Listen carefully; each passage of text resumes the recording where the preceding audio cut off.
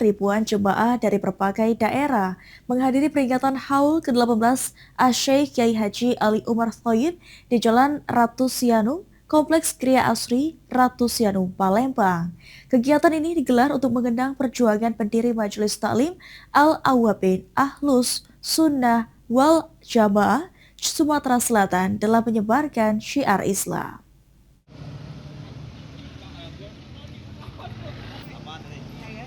Suasana hikmat mewarnai pelaksanaan Haul ke-18 Asy-Syaikh Kyai Haji Ali Umar Thayyib di Palembang. Ribuan jemaah tampak memadati lokasi acara untuk mengikuti doa bersama, pembacaan sholawat, serta tausiah agama.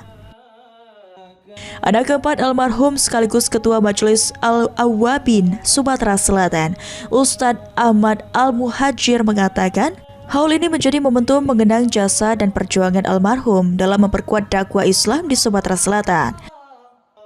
Selain kegiatan keagamaan, panitia juga menggelar bakti sosial berupa hitadan massal serta ziarah ke makam almarhum di TPU Kandang Gawat. Rangkaian kegiatan berlangsung selama 3 hari ini, mulai tanggal 15 hingga 17 Mei 2026. Puncak acara diisi tausiah oleh Habib Rafiq Gatmir Al-Kaf yang merupakan murid langsung almarhum.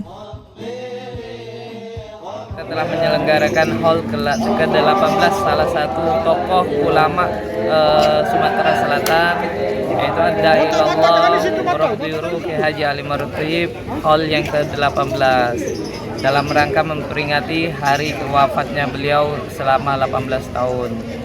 Hikmahnya apa? Hikmahnya biar masyarakat Kota Palembang, masyarakat Sumatera Selatan dan Kota Palembang khususnya itu bisa mengenal dan mengenang masa hidup beliau agar menjadi contoh dan teladan bagi masyarakat Sumatera Selatan dan Kota Palembang. Haul ke-18 Asy-Syaikh Kyai Haji Ali Umar Thayyib diharapkan terus menjadi sarana mempererat ukhuwah Islamiyah serta meneruskan perjuangan dakwah dan syiar Islam di tengah masyarakat.